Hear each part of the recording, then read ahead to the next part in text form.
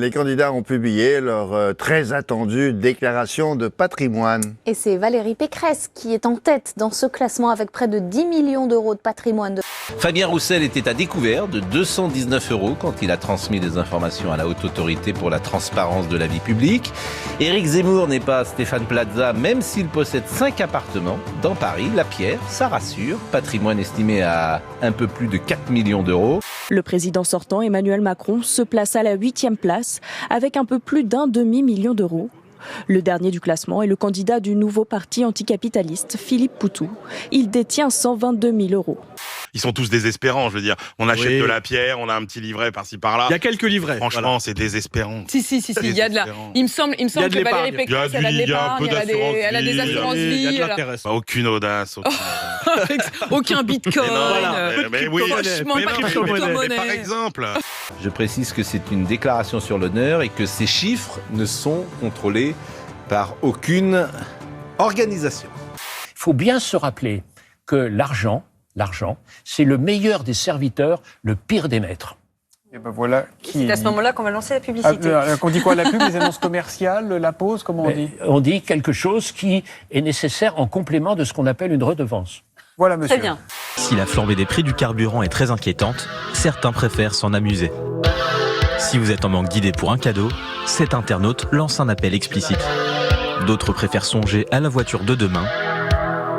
Mieux vaut en rire qu'en pleurer. Et pour les plus malins qui ne veulent pas payer, il existe peut-être une technique.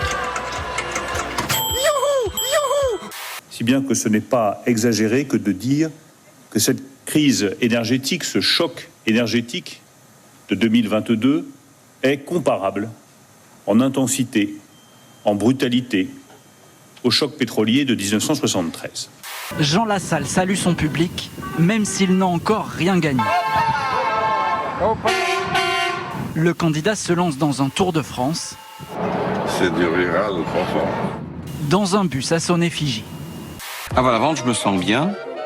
Et ça devrait très bien se passer, il n'y a rien de particulier. À 3. Mais il arrive quand? Chut.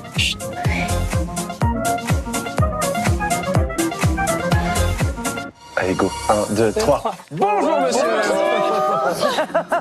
Très bien. On s'amuse. Ah, vous avez raison. Un moyen d'aller au contact, de gagner des voix, de partager son programme et son franc-parler. La politique fait peur. Je dis à l'électeur, écoute, moi je me bouge. Bouge-toi le cul, toi aussi. Un comedy show où Zelensky et sa troupe reprennent les codes qui ont fait leur succès. Humour irrévérencieux, blagues un peu vulgos et Corée en talons aiguilles.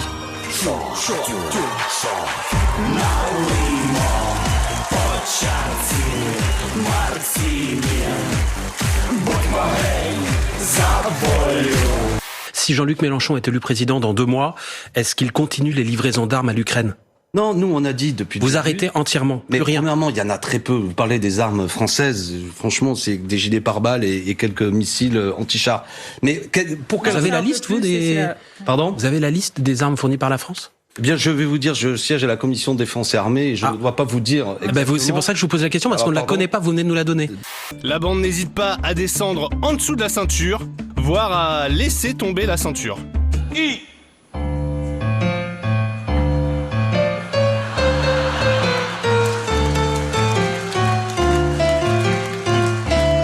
J'avais cru comprendre qu'il y avait un secret défense sur cette question, mais je me suis peut-être trompé. Écoutez, quoi qu'il en soit... La France a livré des missiles. Ce que je veux vous dire, c'est que le matériel... Alexis Corbière, vous venez de le dire, les auditeurs, les téléspectateurs l'ont entendu comme moi. ont entendu des choses, mais non, mais qu'importe, c'est pas, je ne sais pas le détail, mais ça ressemble manifestement, ça ressemble manifestement à cela. On referme ces actualités avec cet interprète en langue des signes australien qui va vous faire relativiser si vous pensiez avoir passé une sale journée. Post-2011, there was a program that the state government... Voilà, à ce niveau-là, c'est pas un pigeon, c'est un canadair. Post-2011, there was a program that... C'est donc sur scène qu'il fait campagne, et on est loin, très loin, des discours ultra formatés.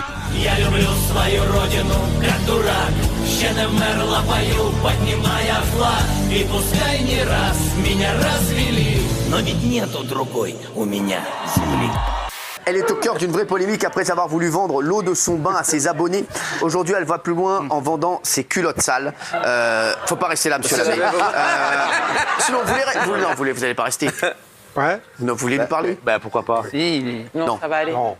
J'ai retrouvé l'âme de Vivaldi, les 4 saisons. Le minimalisme, j'adore, donc effectivement, il n'y avait pas trop de choses. Et Eliane qui sort le truc, Vivaldi, machin, moi j'ai rien compris, je savais même pas ce qu'elle disait. Je me suis dit, mais on est où en fait? Dans un dictionnaire? Les enfants qui vont s'exposer aux écrans juste avant d'aller à l'école vont avoir un risque multiplié par 6 de troubles du langage. Ce qui est inquiétant dans cette étude, c'est que 85% des enfants de moins de 2 ans sont exposés aux écrans. Mais attention, il n'a suffi que de 20 minutes pour avoir un impact sur leur santé. Ce qui veut donc dire que c'est pas tant la durée qui compte, mais aussi le moment où vous êtes exposé à l'écran. Aujourd'hui, tu as une nouvelle idée, tu vends tes culottes sales. Ah voilà. Oui.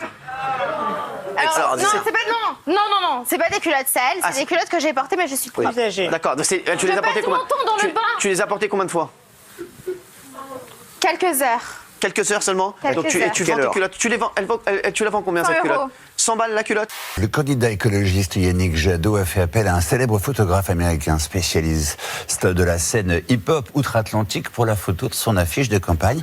Jonathan Mannion, c'est son nom, a déjà immortalisé Jay-Z, Nicki Minaj, Dr. Dre ou encore Kendrick Lamar. À l'origine de plus de 300 couvertures d'albums, de rap et de clips, il a aussi travaillé avec des artistes français dont le groupe NTM. On peut voir la qualité, mademoiselle? Non mais ouais, ça va. On dirait un vieux Non mais Ruby, est-ce que tu as déjà vendu des culottes? Est-ce que tu as déjà vendu des culottes? Après, je me la rends, attention, 100 €. Hein. Ouais, non mais... Oh là là là là. Oh, j'aurais tout eu. Au menu, assortiment de charcuterie, terrine de poisson et salade. Cupidon, regardez, vous avez vu le pan? J'ai vu beaucoup de choses, vraiment. Mais là, Cupidon en mortadelle avec la flèche en pâté. Ah, celle-là, on me l'avait jamais faite, quoi. C'est de la taxidermie mangeable.